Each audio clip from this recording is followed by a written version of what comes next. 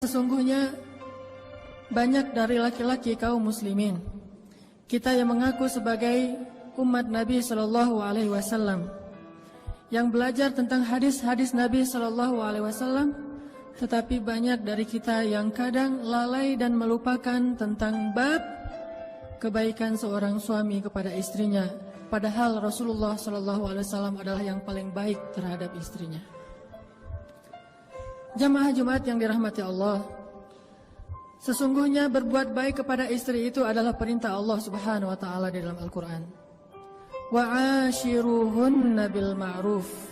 Dan perintah ini bermakna wajib, yang artinya tidak boleh seorang suami tidak memperlakukan istrinya dengan baik. Wajib fardu ain bagi setiap suami itu untuk memperlakukan istrinya dengan baik dan memuliakannya. Wa ashiruhunna bil ma'ruf. Perlakukanlah, bergaullah dengan istri kalian dengan cara yang baik. Ditambah lagi bahwa berbuat baik kepada istri itu juga termasuk di antara perintah dan anjuran dari Rasulullah sallallahu alaihi wasallam. Khairukum khairukum li ahlikum wa ana khairukum li ahli. Dalam riwayat yang lain, khiyarukum khiyarukum li ahlikum wa ana khiyarukum li ahli. Sebaik-baik kalian wahai laki-laki adalah yang paling baik terhadap istrinya, dan saya adalah yang paling baik terhadap istri saya di antara kalian. Artinya, kebaikan seorang laki-laki itu tidak dilihat hanya di luar rumah. Bahkan kadang kebaikannya di luar rumah kepada tetangganya, kepada temannya, kepada sahabatnya, kepada partner bisnisnya, itu hanyalah kebaikan yang sifatnya basa-basi dan ria'an nas. Sedangkan kebaikan sejati itu terlihat di dalam rumahnya. Bagaimana dia memperlakukan orang yang berada di dalam atap rumahnya, istrinya, anaknya, pembantunya, dan orang-orang yang menjadi tanggung jawabnya. Khairukum khairukum li ahlikum. Maka jangan dulu kita mentazkiyah diri kita, menyimpulkan bahwa diri kita sudah baik karena banyak membantu orang lain. Bagaimana pendapat istri kita tentang kita? Apakah ketika istri kita menjawab dengan jujur kepada orang lain tentang suaminya, dia akan mengatakan kita adalah sebaik-baik suami?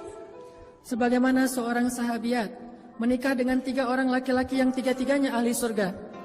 Dan sahabiat ini juga disebut sebagai ahli surga. Namanya Asma bintu Umais. Asma bintu Umais pernah menikah dengan Ja'far bin Abi Thalib. Dan dia mengatakan Ja'far itu sebaik-baik suami. Setelah Ja'far syahid, dia menikah dengan Abu Bakar As-Siddiq. Dan dia mengatakan Abu Bakar itu sebaik-baik suami. Setelah Abu Bakar wafat, dia menikah dengan Ali bin Abi Thalib. Dan dia mengatakan Ali adalah sebaik-baik suami. Apa pendapat istri kita tentang kita? Itulah penilaian yang paling jujur dan paling objektif yang dikatakan oleh Nabi. Sebaik-baik kalian adalah yang paling baik terhadap istrinya, bukan yang paling baik terhadap orang lain. Lihat di dalam rumah tangganya terlebih dahulu. Dan Nabi SAW kemudian juga mengajarkan, aku adalah yang paling baik di antara kalian kepada istriku. Artinya, kalau kalian ingin menjadi orang yang baik kepada istri kalian, belajarlah dari Rasulullah SAW. Karena sesungguhnya Rasulullah la'ala khuluqin azim, berada dalam akhlak yang paling istimewa dan paling agung. Sehingga ketika Allah berfirman, wa'ashiruhunna bil ma'ruf, wahai para laki-laki, pergaulilah istri kalian dengan cara yang ma'ruf, dengan cara yang baik. Lalu kita bertanya, ya Rabb, bagaimana cara kami mempergauli istri kami dengan cara yang baik? Maka Nabi menjawab, contohlah kepadaku.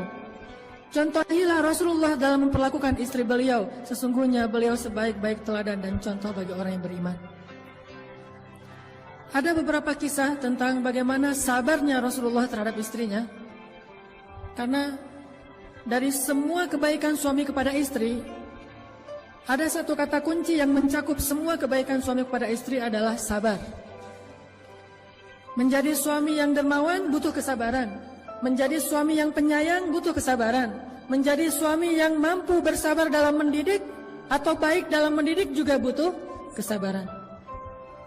Mungkin salah satu kata kunci untuk menjadi baik kepada istri itu adalah memiliki sifat sabar di atas rata-rata.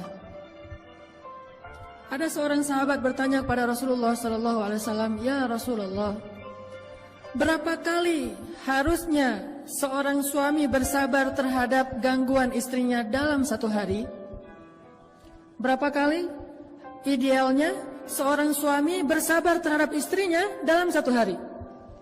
Mungkin kata-kata istrinya, mungkin sikap istrinya, mungkin raut wajah istrinya, mungkin ketidaktaatan istrinya, mungkin bantahan istrinya, mungkin. Berapa kali idealnya seorang suami yang soleh, suami yang beriman, bersabar terhadap kekurangan istrinya dalam satu hari? Maka Rasulullah SAW menjawab 70 kali. Pertanyaannya, sudah berapa kali dalam sehari kita mendapatkan rasa tidak nyaman dari istri kita? Apakah kita menghitung sampai 70 kali? Seandainya belum 70 kali, maka Nabi seolah-olah mengatakan harus sabar. Ya Rasul, sudah 30 kali, sabar. Ya Rasul, sudah 40 kali, sabar. Sampai 71, maka baru kita boleh mengambil tindakan-tindakan yang diajarkan di dalam surat An-Nisa. Maka kesabaran yang baik, sabran jamila, sabar yang indah yang diajarkan di dalam Al-Quran, kalau dalam bab suami istri adalah bersabar sebanyak 70 kali dalam sehari terhadap kekurangan dan gangguan istri kepada suami.